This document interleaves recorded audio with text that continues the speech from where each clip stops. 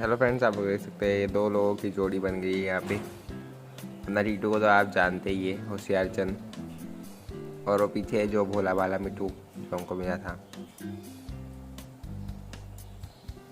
टीटू क्या कर रहे हो? टीटू को बड़ा प्रॉब्लम हो रहा है क्योंकि वो आके बैठ गया उसके पिंजरे पे।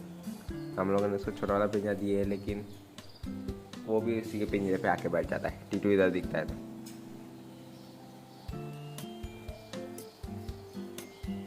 है ना टीटू?